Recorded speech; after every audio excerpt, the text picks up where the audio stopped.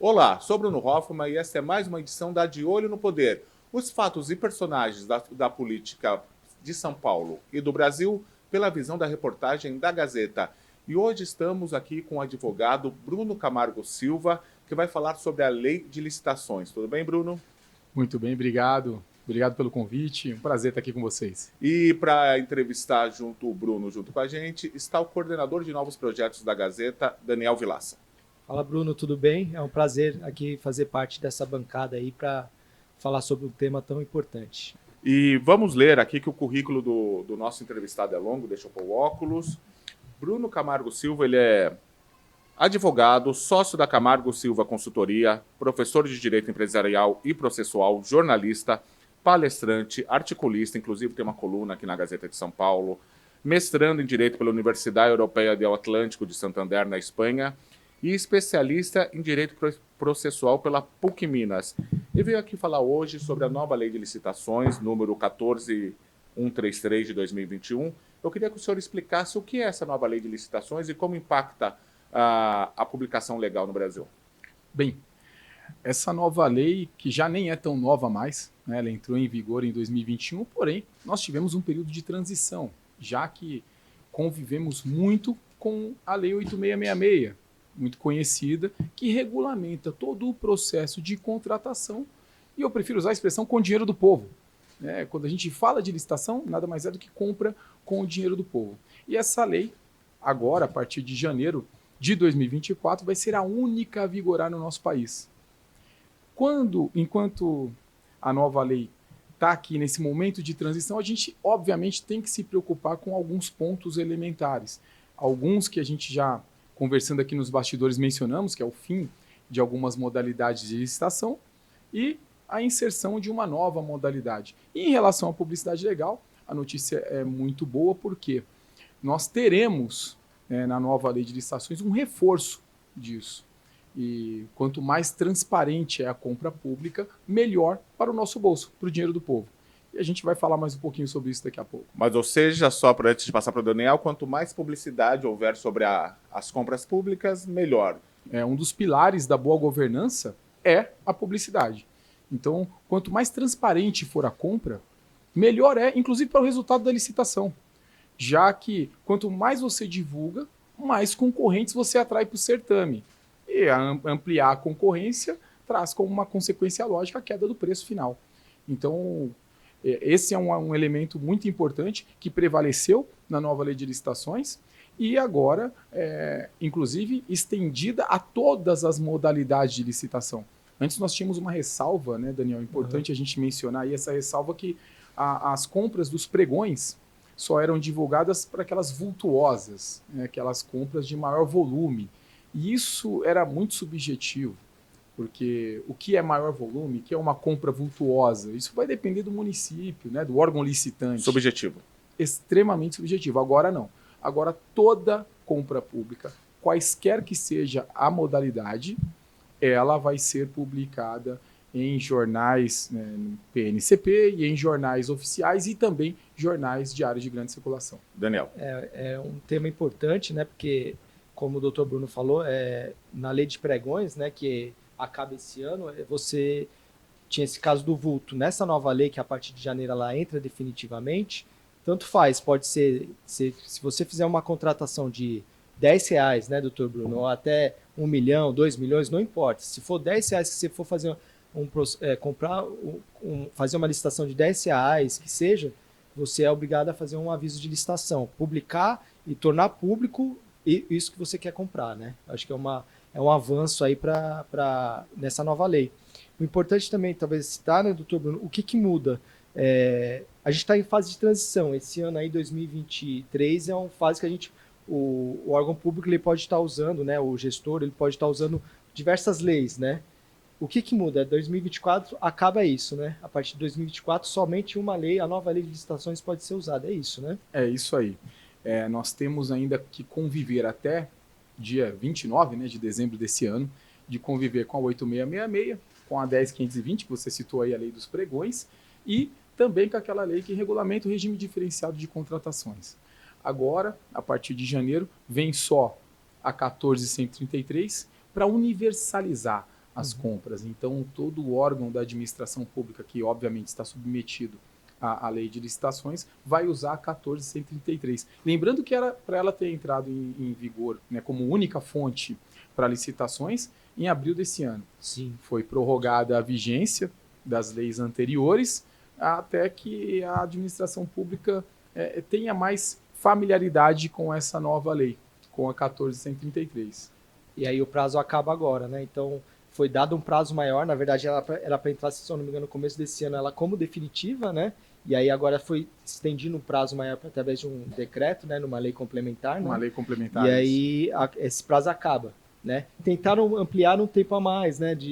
Nesses últimos dias, né? Mudaram alguma coisa na nova lei agora recentemente, né?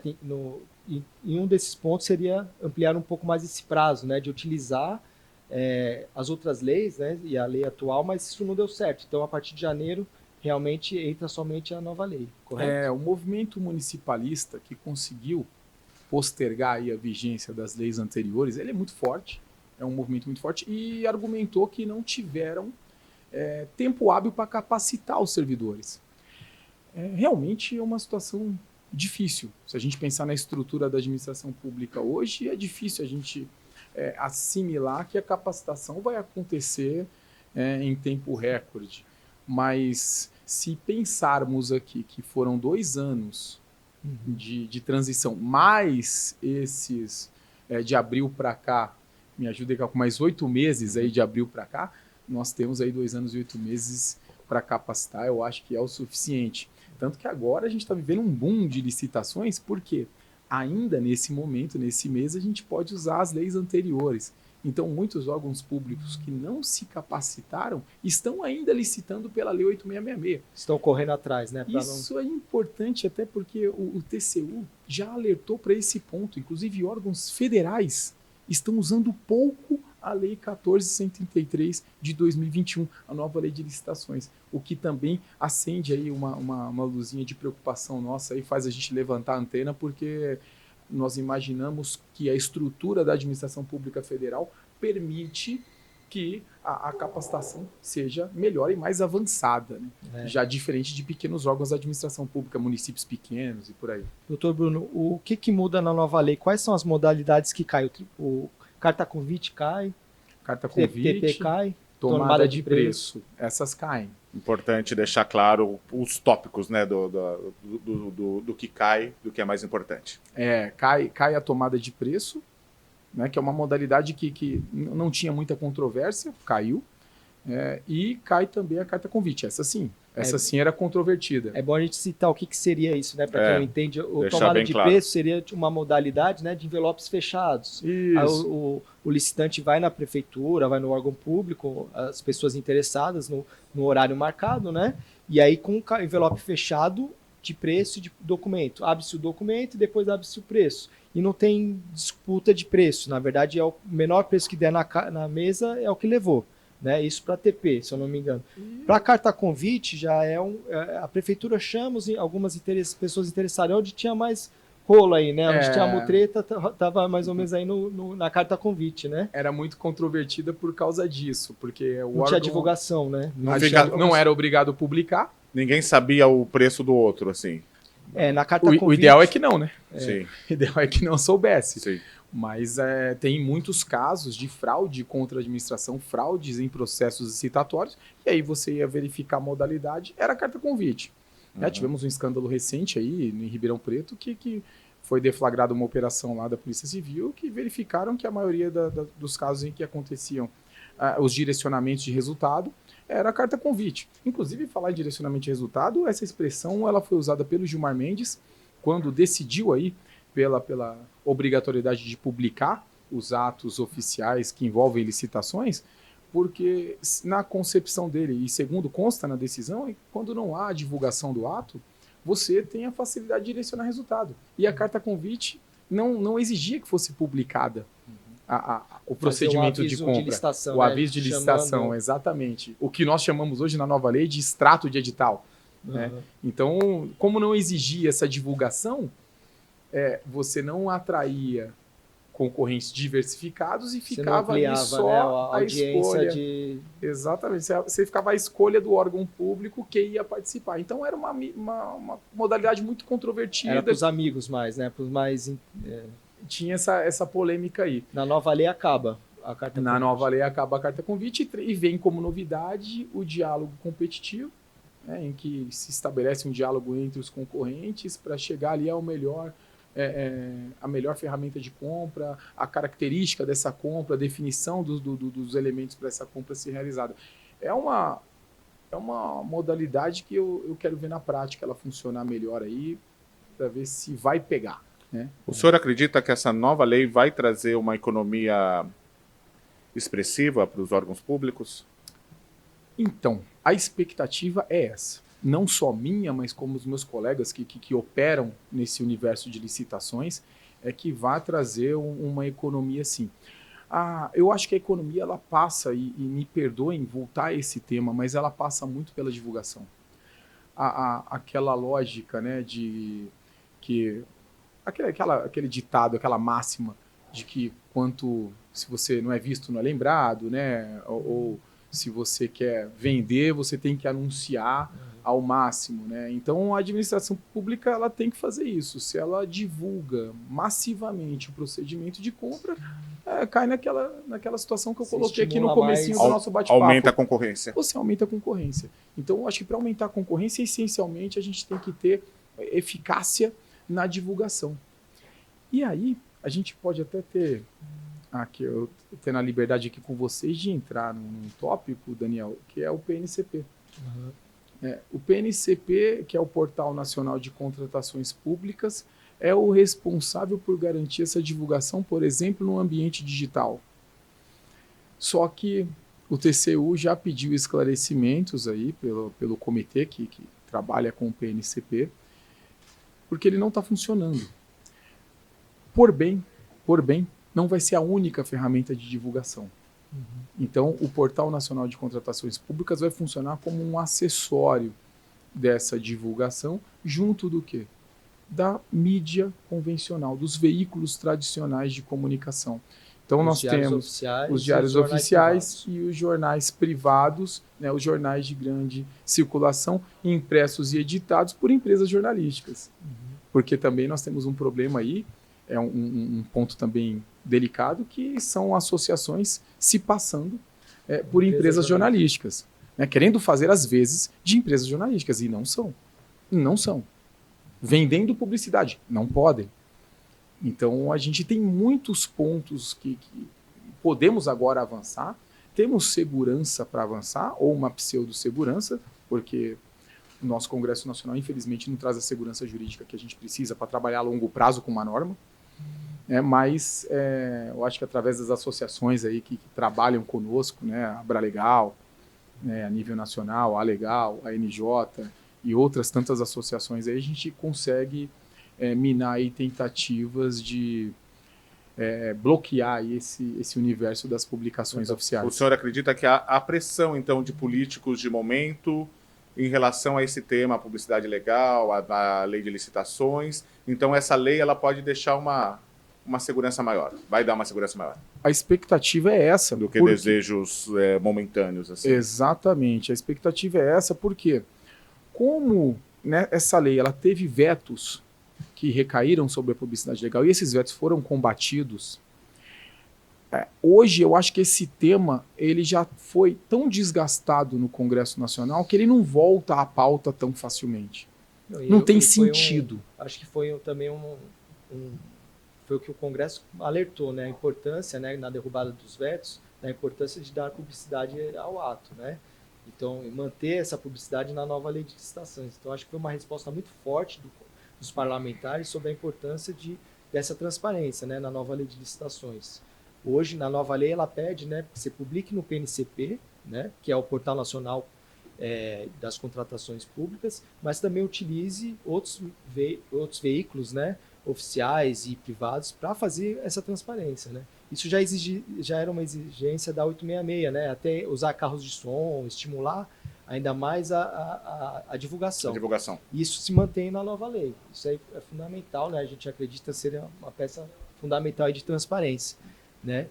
O PNCP, ele veio com um sonho aí do governo, né, na montagem da lei, de ser um portal único, né, que lá teria não só a divulgação da licitação, mas também o aviso, mas também os certames iam ser feitos por lá, né? Isso é um projeto inicial do PNCP, né? Todas as licitações iam ser feitas no PNCP. Isso não vai acontecer agora, né?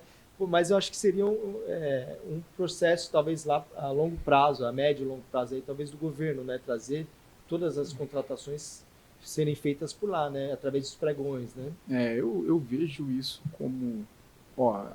Pode ser muito pessimista a minha fala aqui, mas eu vejo isso como impossível de acontecer. Vamos dar um número aqui, 30 mil órgãos públicos. No Brasil, a gente nem consegue apurar um número correto de órgãos públicos, porque fecha um, abre o outro, né? Então, até perguntei esses dias para essas ferramentas de inteligência artificial quantos órgãos públicos tinha no Brasil, porque eu não consigo esse número. E aí... Imagina todo mundo operando dentro de uma plataforma, pensa bem, para divulgar o edital já está difícil. Você imagina a gente pensar em todas as licitações de, 30 mil órgãos públicos acontecendo num único portal. Esquece. Não vai acontecer. Não vai. Pode ser que o pessoal da informática aí esteja me crucificando porque pensa em várias soluções para que isso aconteça.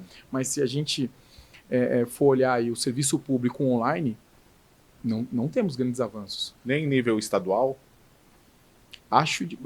Talvez se você pensar no Sergipe, não Estados menosprezando menores. o estado de Não, Sergipe, sim, mas por um estado de ser pequeno, sim. Eu acho que daria. Agora, pensar em São Paulo, Minas Gerais, Rio de Janeiro, né, Bahia, estados grandes, Ceará. Não vejo como acontecer. Não vejo como acontecer. A nova lei de licitações, ela estimula somente o processo licitatório através de pregões eletrônicos, é isso? O pregão presencial, ele acaba, doutor Bruno? Ou como que fica essa mudança aí que agora o estímulo é sempre ser eletrônico, é isso, né? As concorrências, né? Isso. Não só o pregão, né, Daniel, mas todas as modalidades. Agora a regra é que aconteçam em plataformas eletrônicas. A intenção é nobre, né, de que você tenha um maior número de concorrentes. Na medida que você possibilita que o cara que está, por exemplo, no extremo norte do país possa participar de um certame aqui em São Paulo. E aí, mas ele vai ter condições de fornecer o bem ou prestar o serviço? Aí já é um problema do vencedor. Mas até ele vencer, ele tem essa possibilidade de participar. O presencial no local para o presencial teria que impor a esse concorrente a viagem, os custos de deslocamento, e às vezes o cara não é onipresente, né? Você tem que ter uma estrutura muito maior para participar dos certames presenciais. Aí nem tudo são flores, né? O pregão, eu vou falar aqui o pregão, que é a modalidade mais comum, mais de 70% das compras do país são realizadas nessa modalidade. O pregão eletrônico, ele tem como uma consequência que eu vejo como negativa, que é o tempo que ele demora para acontecer. Você tem pregões eletrônicos. Questionamento muito das prefeituras que demora muito para você receber documento, todo esse processo ele é mais lento do que num processo presencial, né? Que você ali já resolve, já vê a documentação. Exatamente. Né? Eu estou acompanhando hoje para um cliente uma dispensa eletrônica. É uma dispensa de licitação, que é uma modalidade aí de compra sem passar pelas licitações, pelas modalidades convencionais de licitação. E ela está durando 6 horas. São 6 horas.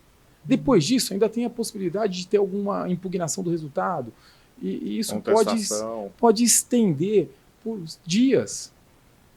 E uma situação que antes, na Lei 866, acontecia de uma forma muito mais simples. O pregão eletrônico, tem casos que dura 15 dias. Eu estou falando sem exagero. Né?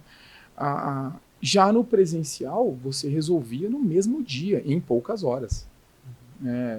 Por exemplo, uma licitação que tivesse lá 3, 4 itens a ser licitado. Então, como eu falei, nem tudo são flores. Pode acontecer no presencial, Daniel, como você colocou? Pode.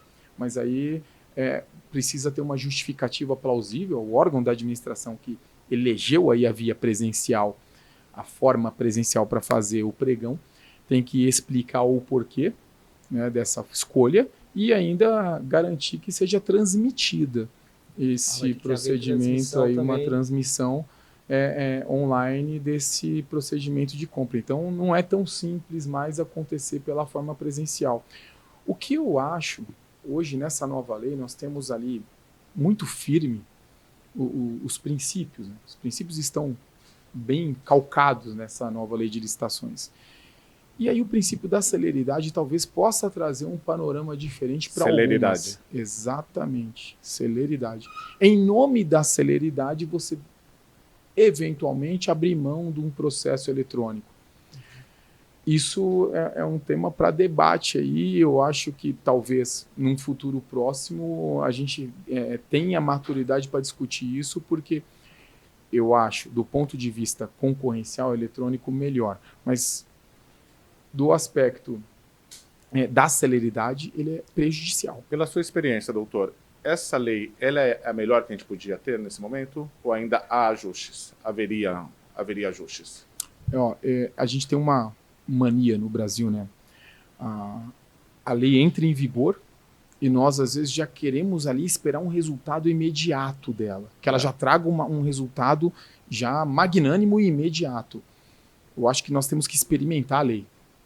Conhecer os pontos falhos dela, exatamente, do jeito que ela está. Até porque a relatoria no Senado passou por um dos maiores administrativistas que nós temos no Brasil, que é Antônio Augusto Anastasia. Foi governador de Minas. Senador, professor de Direito Administrativo e hoje é ministro do TCU. Eu acompanhei de perto o trabalho que foi desenvolvido no gabinete. Então, eu acredito que passando por ele, nós estamos em boas mãos. Ele foi com o essa relator, norma. é isso? Ele foi o relator no Senado. Então, nós estamos aí em boas mãos. O TCU, o Tribunal de Contas da União. O Tribunal de Contas da União, perdão. E nós hoje temos aqui uma lei para ser experimentada. Mas ela já sofreu alteração. A Lei 8666, olha que interessante. A Lei 866 é de 93.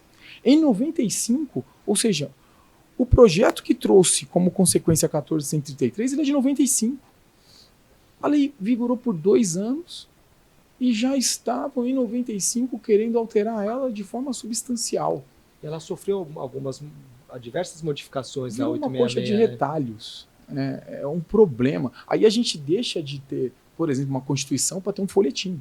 A gente deixa de ter uma norma que traz segurança jurídica, porque um problema gigantesco que nós temos aqui é segurança jurídica para trabalhar em cima da lei. Nós criamos grupos de estudo. Lá no meu escritório a gente tem um grupo de estudo para estudar a nova lei de licitações. Eu dou curso da nova lei de licitações. A gente teve que segurar um curso que nós ofertamos pela Associação Brasileira das Agências e Veículos Especializados em Publicidade Legal, a Abra Legal. Nós seguramos ele porque a lei poderia ser alterada, a vigência dela poderia ser alterada. Então tivemos que segurar o curso. Nós não temos calma. Ou seja, não se sabe que se daqui a 1 ano e meio vai haver uma alteração. O que o senhor pede é que seja usada essa lei em toda a potencialidade e depois, quem sabe, ajustar algo mínimo. Apertar um parafuso. Pequenos ajustes. Isso. Porque mas não é isso que costuma acontecer. Não é. Aí vem alterações substanciais que derrubam, de repente, uma estrutura que uma grande companhia criou para participar de certames. Por exemplo, a regra é eletrônico. Uhum. Aí você cria uma estrutura aqui na Gazeta para participar das licitações eletrônicas. Então você contrata pessoas que entendem aí desse universo da informática, que fazem os cursos aí para atuar nas plataformas. De repente começam a falar, não, o presencial é melhor. E aí isso pode acontecer de uma hora para outra. Lógico, eu estou dando um exemplo aqui, né, hipotético, mas vem aqui uma situação de que o presencial é melhor, você derruba toda a sua estrutura para voltar a participar do presencial. É um problema. Mas você vê, essa última mudança que teve, eu acho que foi semana passada, o que mudou nessa mudança que foi aprovada assim às 11 horas de sexta-feira, né, quinta-feira no Congresso? O que mudou na legislação? Daniel, eu vou preferir falar para você o que aconteceu, que é o que me preocupa, e depois falar de uma mudança que eu achei boa até. Semana retrasada, salvo engano, me permitam aí errar os dias, mas semana retrasada, às 23 horas e 20 minutos, um projeto que cuidava da alteração da Lei 14.133 foi pedida a votação com urgência no plenário da Câmara. Foi aprovada essa votação com urgência, às 23 horas e tanto. Um quórum mínimo, né? Um quórum mínimo de parlamentares que estavam lá. Foi aprovado.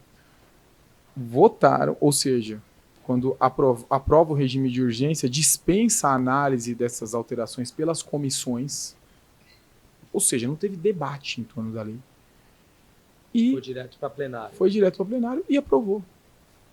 Então, assim, essa é a insegurança jurídica que eu te falei há pouco.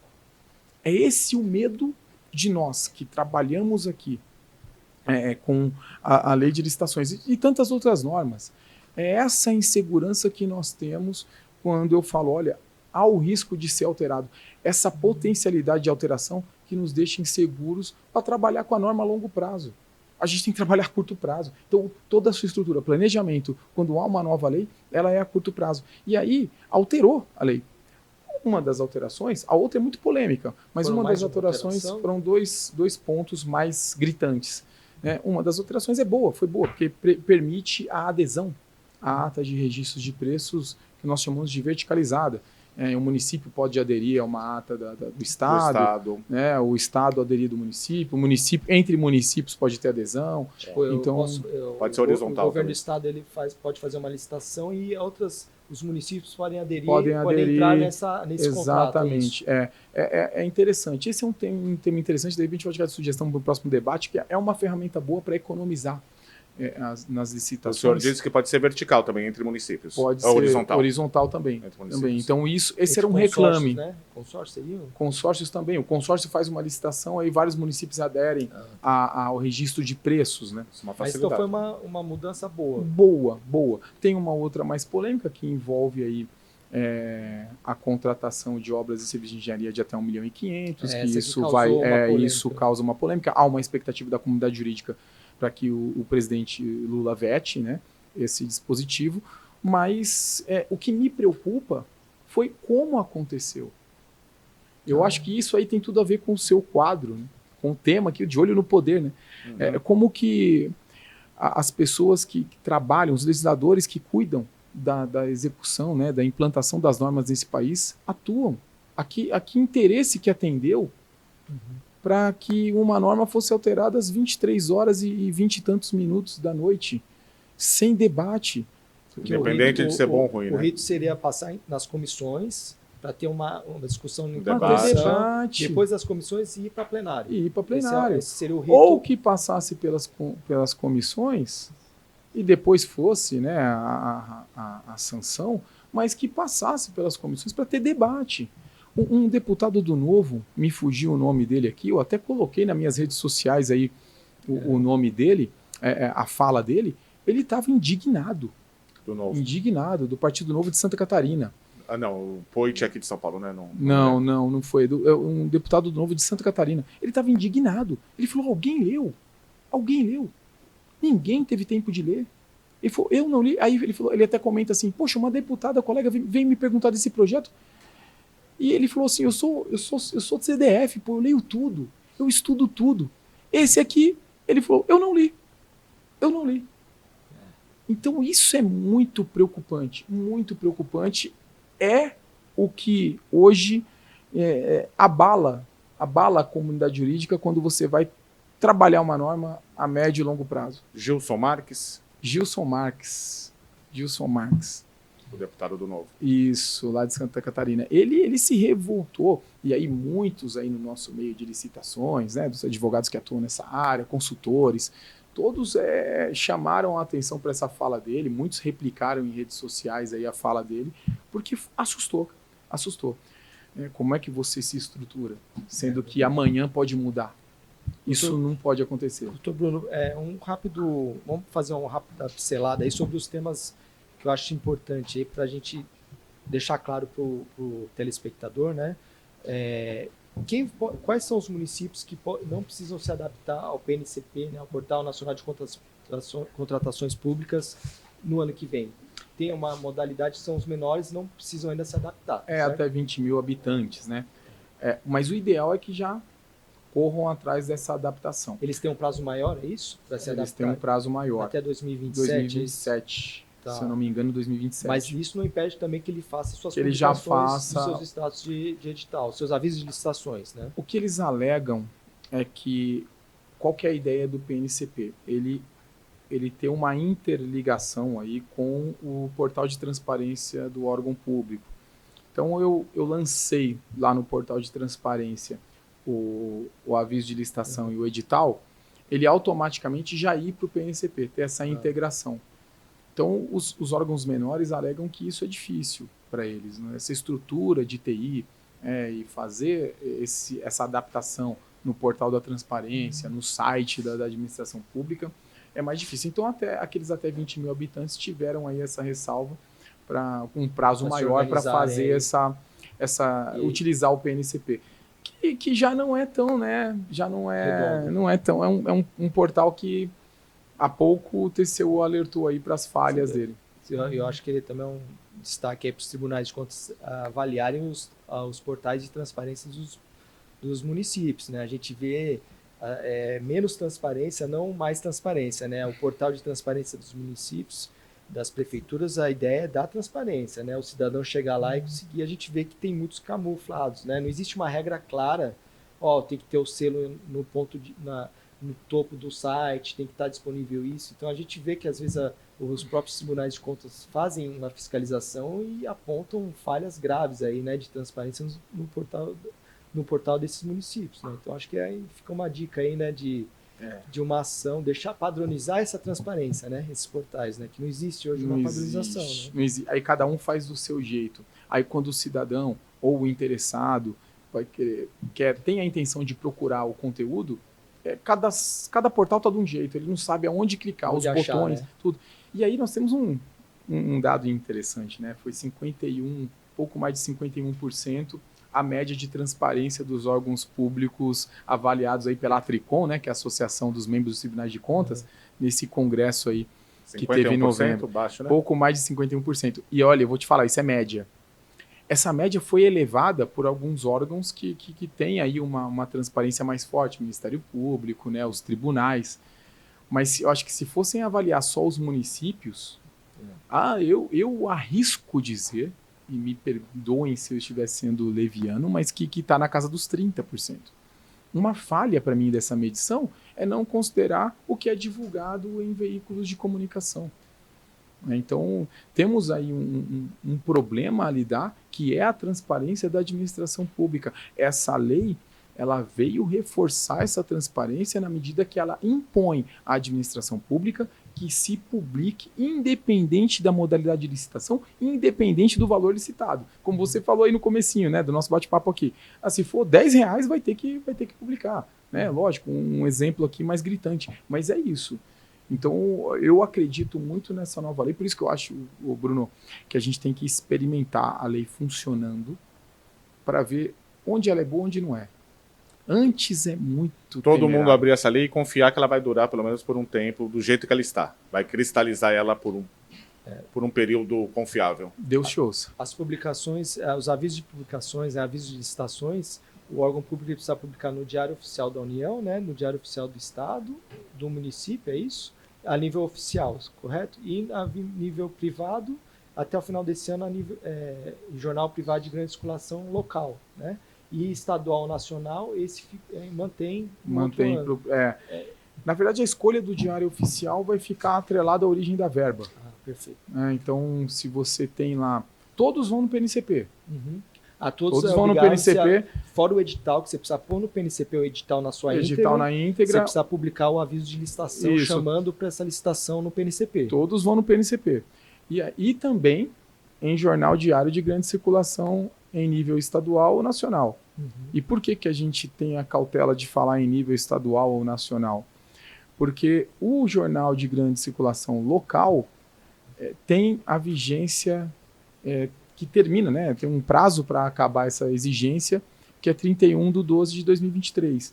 Então, as publicações em jornais locais, no âmbito da nova lei, da 1433 de 2021, até 31/12/2023. A partir de janeiro do ano que vem, a publicação em jornal local não será mais obrigatória. Pode isso acontecer. No privado, né, doutor? Jornal de grande circulação local. privado, né? Privado. Já no oficial se mantém. No oficial mantém. No oficial. Diário oficial Oficial do mantém. município, É. ele é obrigado, dependendo da verba, ele é obrigado a publicar. Exatamente. Então, qual que é a nossa síntese disso tudo? PNCP e jornal de grande circulação em nível estadual ou nacional sempre vai publicar. E os diários oficiais você vai escolher de acordo com a origem da verba que está sendo utilizada para empenhar aquele gasto. Então, uma verba de origem federal publica Diário Oficial da União. Verba de origem estadual, por exemplo, um convênio firmado com o governo do estado, um repasse de um parlamentar estadual, publica-se lá no Diário Oficial do Estado. E o recurso próprio, e aí, por exemplo, de um município, publica lá no Diário Oficial do município. Mas sempre junto com o PNCP e jornal diário de grande circulação em nível estadual ou nacional. Perfeito. Diga, Doutor Daniel. Bruno, um outro detalhe, as compras diretas, ela na nova lei, ela também deixa, né, para o órgão público poder fazer uma compra direta. Esse valor subiu, né? Se eu não me engano, agora é 54, hoje é 17 pela lei atual, a 866, né? Isso ela previne essa compra direta também? A compra direta, ela sofreu essa alteração de valores, por quê? E agora tem uma vantagem, né? Os valores que estão lançados na 1433 vão ser atualizados anualmente. Então, era um problema que nós tínhamos na 8666, que era atualizar os valores Da contratação das compras diretas. E assim, não só das compras diretas, mas todos os valores que estão lançados na 1433 serão atualizados anualmente. E isso é muito importante, foi uma previsão que veio lá no projeto, né, para não ficar defasado. Nós temos a inflação, nós temos a atualização monetária, nós temos uma série de fatores aí que fazem com que o dinheiro perca valor, né? Então essa consequência aí que nós temos hoje prevista em lei de atualizar os valores é importante. E hoje sim, nós tínhamos 17.600, por exemplo, para serviços, os serviços agora subiu para 54 mil, acho que agora 57 que tem aí a atualização. Então esses valores, começou em 50 mil, já com 2 anos de vigência, nós estamos em acho que 54 mil, salvo engano. Me permitam depois corrigir essa informação. Processo que é compra direta, né, que seria aquela compra rápida, a dispensa, né? Que a pessoa precisa comprar assim com uma necessidade, né, uma coisa menor. E mesmo assim, ele precisa subir no PNCP, dar uma transparência sobre esse processo. Tem que ser transparente. A compra tem que ser transparente. Inclusive, divulgar depois no PNCP o extrato do contrato.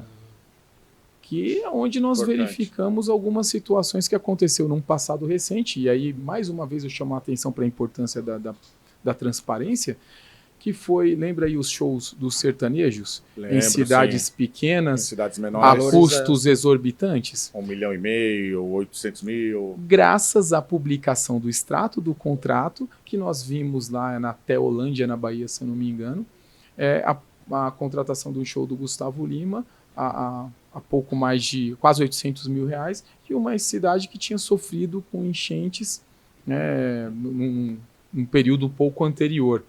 Então, esses escândalos são visíveis e são levados a público através da publicação no jornal. Então, estimula o cidadão a ver o que o seu prefeito a investigar está gastando, né? Aos poucos as pessoas podem até pegar o hábito, né, de consultar periodicamente, ver como está sendo utilizado o dinheiro público, que é uma coisa que sempre se cobra do cidadão brasileiro, de ter mais interesse, né, mais preocupação com o gasto, né, com o gasto do seu próprio dinheiro. Como acho que o prefeito, né, da sua cidade está investindo dinheiro ali, né? Ali você tem uma visão maior com quem ele está contratando, né?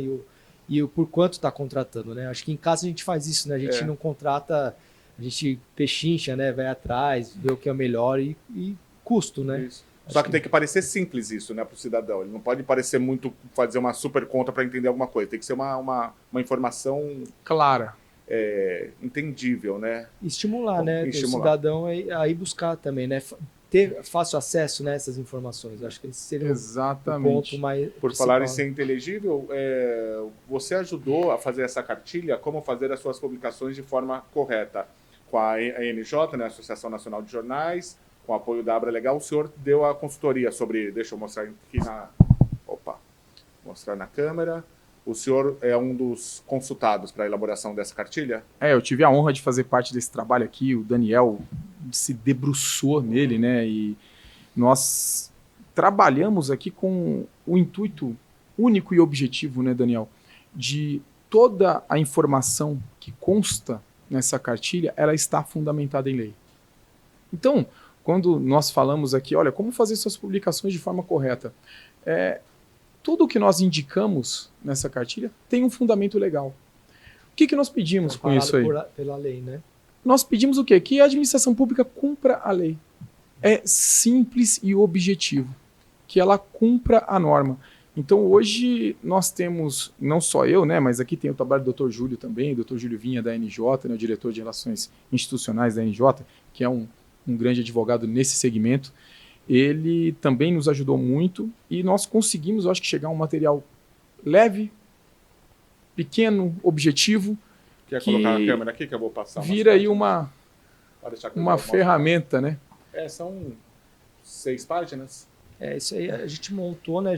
Foi a NJ junto com a 7 Legal, páginas. né? Para ajudar as prefeituras, órgãos públicos, empresas do segmento a entender a nova lei, né?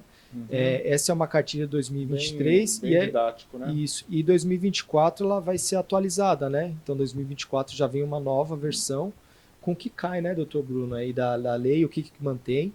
E provavelmente em janeiro já vai estar disponível aí no... Daniel e Bruno, como que as pessoas podem ter acesso a essa cartilha?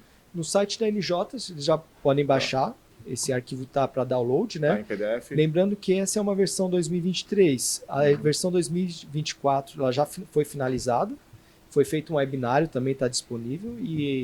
E aí, a partir de janeiro de 2024, vai ser disponibilizado, né, o download já dessa cartilha, já com a versão 2024, que tem essas mudanças que caem, né? São algumas coisas que são fases de transições que deixam de existir na lei a partir de 2024.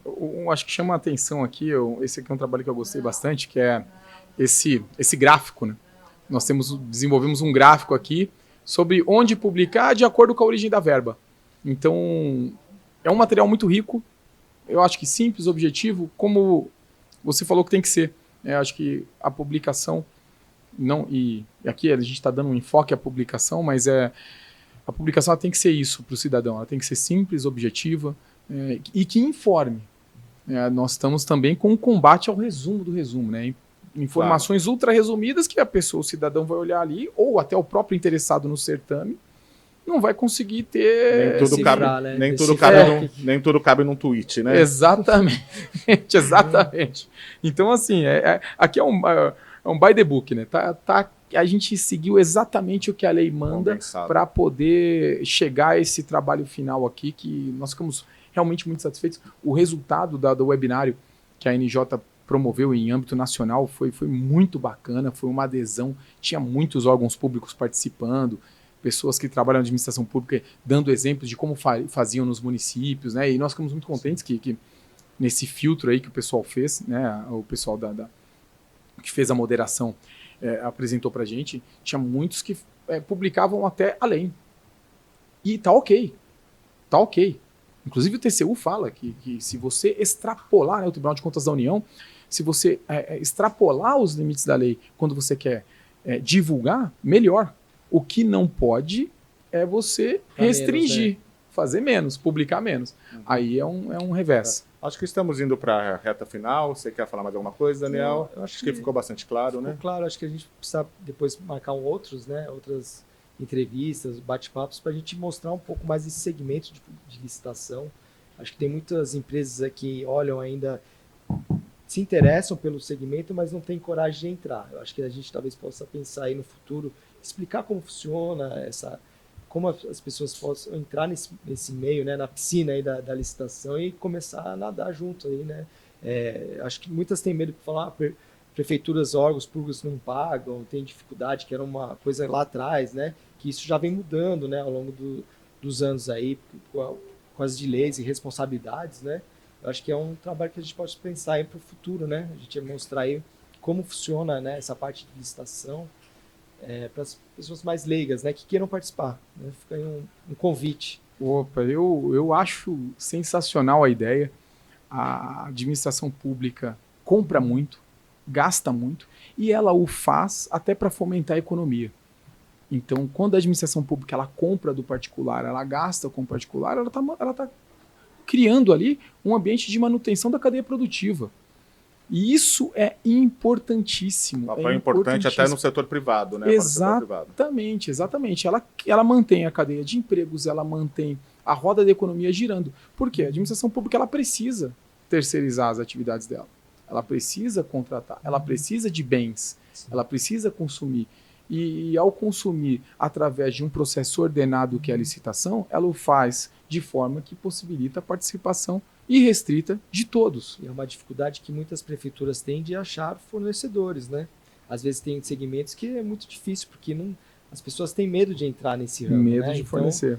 Eu acho que a gente precisa desmistificar esse segmento aí para as prefeituras é interessante, né? Quanto mais fornecedores, melhor, né? Exatamente. A ideia é essa. E quanto mais pessoas souberem como vender para o governo, melhor. Por isso que eu já de antemão aqui, Daniel, aceito com muita honra esse convite para a gente trabalhar a nova lei de licitações em prol daqueles que querem vender para a administração pública.